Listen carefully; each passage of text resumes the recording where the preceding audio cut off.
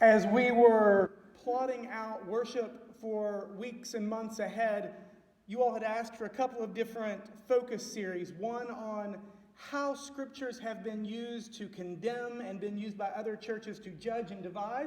And we did that for a few weeks. And then leading up to Rainbow Day, I was asked to look at some of the other divisions and advocacy issues that we deal with as church, namely sexism and racism. So today, based on the scripture readings, we are currently talking about ethnicity and racism. That's a joke. Sexism today. Today we're going for sexism. We get lists of women who were serving, and often not just serving, but facilitating, equipping, empowering, and resourcing the ministries. So let's begin by imagining a little game. I won't make us play it, but imagine us playing the how many women in the Bible game can you name? So the idea is we could go around and each person name one woman, and then the next person, but no one's allowed to repeat. How far do you think we would get? Until today's scripture reading, maybe not quite as far, right? But Carmencita just gave us a whole list of women's names mixed in with some of the men, but it seems almost more women than men in these lists. How far could we get if we were naming women of the Bible? Eve and Sarah and, Mrs. Noah? Maybe Esther, Ruth, and Deborah, and then, Mary, and that other Mary, and then that other Mary. And you know what Miriam is also a derivative of? Mary. They're roots of the same name. Now here's the trick to the how many women in the Bible game can you name? This is a simple trick. Anytime it's your turn, you say Mary. And someone says, do you mean the mother of Jesus? And you go, no, another one. And they say, do you mean Mary Magdalene? And you go, no, another one. And they say, do you mean the Mary you said last time? You go, no, another one. Mary was the most common name in our country for about 100 years, from 1840 to 1940. It was the most common name in Jesus' time, too. Whether it was Mary, Mariah, Miriam, some version of that same root name of Mary. Mary was by far the most popular name, and many scholars think that the Marys that we read about in the gospel, often people think of them as maybe 3 of them, were actually many more women who were conflated into just a couple of characters. Clearly, Jesus' mother kind of stands on her own. We know that she was there when, she gave birth. She's there in a couple of spots specifically as Jesus' mother. But in other places when Mary was with them, it could have been many different Marys. Conflating characters is not a new thing in history, in writing, or in the scriptures. If I told you there was a story, just kind of help you understand how this conflation thing works. If I told you there was a celebrity named Donald, but was also known as Childish Gambino, and then I told you there was another celebrity who was named Donald, but sometimes was just very childish, hypothetically, and history combined them into one person and just called them Donald from the 2000s, would that be a fair treatment of those two people in our culture? Would it be easier to talk about it? Maybe, but not if you wanted to be historically accurate.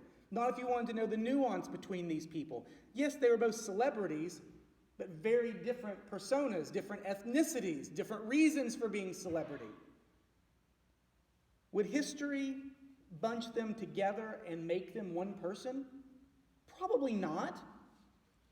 If it was a few women, okay, they might do that. It gets done in storytelling all the time, movies and books. It's easier to bunch people into one person. Think about a story, even if you've read a book, where there were 10 villains. When the movie comes out, they may all be combined into one. It's just easier to tell the story. We might tell a story about 10 people out in a village that rescued someone together, but it's easier to make it 3 people to tell the story. It's easier to get to know the characters. We conflate them into one. Sometimes characters are created to represent society as a whole, society's perspective.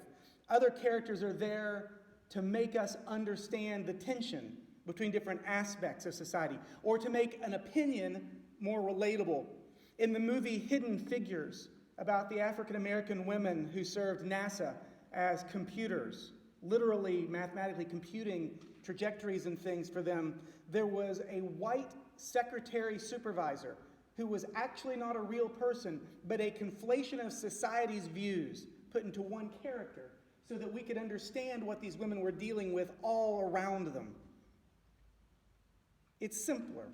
It's a simple storytelling technique. And in the case of Scripture, and really women in history, it's a storytelling technique that does a disservice.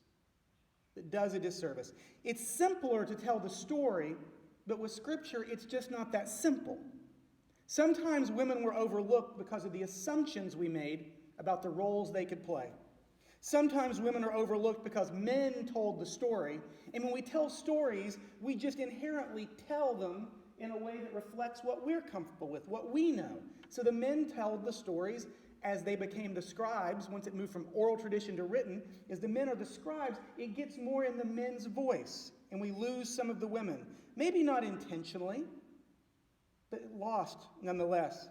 And then sometimes women are overlooked because, okay, it's intentional. They were men and they liked the power. They wanted to be in charge. They were ahead of society and they took credit. We see it in Scripture. We see it in the history of science. We see it in the history of inventing, of art. If you Google women who had a man take credit for their work, you get page after page from different genres of health and science and pop culture. It's amazing. In the Bible, it often comes down to the editing of some powerful men. Paul seems to be at the center of many of these issues, and it's interesting that Paul, normally seen as a voice not supportive of women, sometimes actually gets done a disservice by the editors. 1 Corinthians 11, a text that rarely gets preached in churches, says in verses 4 and 5, women should cover their heads while praying and prophesying in worship. Wait, women were prophesying in worship? That's not what Paul gets credited for saying, is it? A little later in chapter 14, still in 1 Corinthians, verse 34 and 35, Paul says that women should be silent in church. Almost a contradiction to just a few chapters earlier. The first passage in 11, scholars think is Paul's real voice. It matches the context, it fits the flow, it sounds like the same person from the verses before and after. Women prophesying in church, and Paul goes on to say, if the wearing head coverings becomes divisive, don't worry about it. Don't let these silly things divide you. The second text in chapter 14, most scholars really think is a drop-in by later editors. Paul's talking about those who are new coming into worship, who've not been in the Jewish worship service before. Either they weren't welcome in, they weren't comfortable in. Some of these could be Gentiles who were visiting for the first time. Some of these could be women who were starting to come to worship in a more inclusive environment within the Christian tradition, but still in the Jewish traditional service. He's telling them not to make a scene, not to disrupt the service. As you can imagine, if you're new, you might lean over to the person with you and go, "What's going on? I don't understand. Am I supposed to stand now or sit? What are we doing now?" And Paul was telling them, wait till after the service and ask your questions, not in the middle of the service. It's rude. But an editor along the way altered it and focused it on the women. On the women. Little things like this are there throughout Scripture. Why have they not been corrected? Why did we not go back in as editors and go, oh, well, that's not exactly accurate. Let's clean that up a little bit. And we're back to powerful men liking things the way they are. Paul had more to say about women, mostly affirming. In Romans 16, this is the closing of Paul's letter to the church in Rome. You got here, Carmen C, to read a chunk of it today. He draws attention to the person who was most likely delivering the actual letter, Phoebe. He talks about her as the messenger. So he wrote it. Phoebe is probably literally handing it to them, or maybe even reading it. to them. She's described as a traveling evangelist and a financer of the early church. A financer of the early church. Paul goes on to acknowledge Prisca and Aquila, a couple who've risked their lives, he says, preachers and teachers. It's interesting he lists the woman first. Back in that letter to Corinthians that we read a little bit ago from, Paul mentions Chloe and Chloe's people. Chloe, who has a church in her home. And in Acts 16, a little later, Paul spends time at the city gate talking to Lydia. He describes Lydia as a woman of influence in her community, independently wealthy, a trader of purple cloths. Purple cloth was not cheap to come by. It was a high-end good. Paul convinces her that Christ in no way compromises her independence and wealth as a woman. By Acts 16, verse 15, Lydia's entire household, or the church in her house, depending on the translation, are baptized, and no male leaders are even mentioned.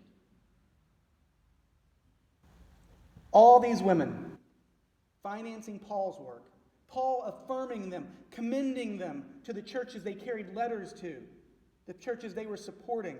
Yet somehow we've convinced ourselves that Paul was anti-woman in church. It seems more that church has been anti-woman and sought an advocate in Scripture, edited in its own reflection. We see this similarly in Jesus' ministry.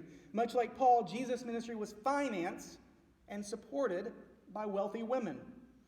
In the first text we heard today, we heard about Mary, Joanna, Susanna, and many others, it said.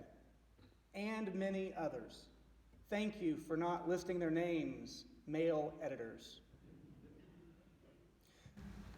It says they provided out of their resources. It doesn't say they gathered their little miniature gifts, their small tokens as widows, and pitched them in together, and Jesus blessed it and it multiplied. No, it says they provided out of their resources. The suggestion is they had money to share. It doesn't say the women held bake sales to fund the work of the disciples. It doesn't say they had a craft bazaar to raise money for the cause. It says they were prominent among the disciples, and it says they financed it out of their pockets, which is proof that women should be paying for everything at church, right? The reality of women was different in the Old Testament than the New Testament. We forget sometimes that those vulnerable women who relied upon a man for their identity back with Ruth and other books had found a sense of control, agency, and wealth in many cases by the New Testament. It didn't mean things were easy. As women today will tell you, there is still difference in how we're treated between men and women, right? Equal pay is still not a reality. Equal treatment in the eyes of the church, at least the church universal, is still not a reality. But women was different back then, but not so different that they got the credit they deserved. Along Jesus' journey, we see strong women come into the narrative, often unnamed. Often unnamed. The woman at the well, the first to proclaim Jesus as the Messiah, but not given a name. The Syrophoenician woman who stands up to Jesus in the middle of a lesson to the disciples on racism, we'll get to that next week, and demands a healing for her child. Jesus appreciates her sass, her spunk, maybe even her snark, blesses her and her child, but Scripture gives her no name. There's a hemorrhaging woman who dares to come through the crowd to reach out and grab the garment's hem that Jesus is wearing, a healing for herself, Jesus says, that she heals herself by her faith, by grabbing on, yet she's given no name. And then we have a woman pouring oil on Jesus' feet. Matthew and Mark give her no name. John, who we've discussed in the past, is not so big on details or timeline or consistency. He takes the same story, projects it into the home of Lazarus, Martha, and Mary. which the other two Gospels don't agree with. They have it at a completely different house, a completely different place. But we've said before, John's just concerned about who Jesus is, not the details of like timeline and facts. Those are superfluous to John. Yet somehow in this instance, where we normally blow John off and go, yeah, John got it a little different, let's go with Matthew, Mark, and Luke. In this case, we've accepted John's suggestion that it was just Mary. And we've conflated this woman who's given no name in with a character that we already know. Despite thousands of years of men editing Scripture in our own image, despite men assuming the role of women as less important to share, despite the conflation of women into a couple of Marys, their stories persist. Their stories persist. In our church tradition today in the United Church of Christ, we look back proudly on the role that we have played in the strengthening and leading of women. We started ordaining women in 1853. 1853. Antoinette Brown became the first woman on September 15th to be ordained, and by 1899, 40 women were ordained within the United Church of Christ community. By 1920, there were 67 women ordained, and they made up less than 1% of the total clergy. By 2014, 47% of all clergy in our denomination are female. 47% and climbing. As more men retire, as more male clergy pass away, it will easily shift the other direction in the years ahead. So when you hear people say, women shouldn't preach, it's in the Bible, we invite you to show them 1 Corinthians 11 and tell them, head covering or not, they've been prophesying since Jesus' time. Jesus empowering women since 30 CE. And when they say women shouldn't, maybe you just stop them there and say, be limited from doing anything in the eyes of God. You're right, because the Bible said so. Amen.